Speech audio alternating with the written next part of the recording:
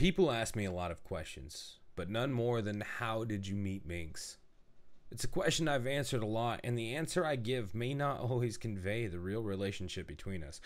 Because the truth is, and always has been, that Minx has been my best friend for years longer than I can count.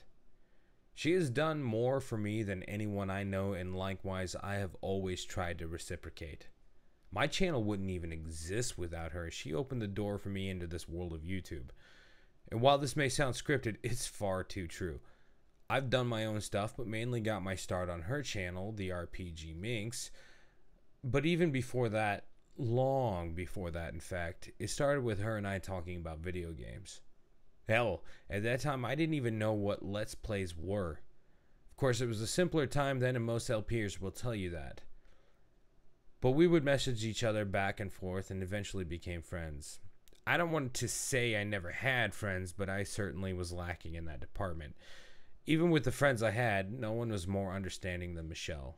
Even in my darkest hours, she was always there to pull me back with unrequited tough love.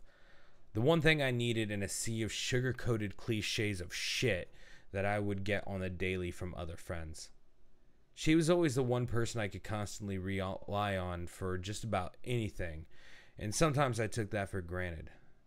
But nonetheless, whether it was relationship problems, YouTube troubles, or even my issue with alcoholism, she was always there for me to lean on.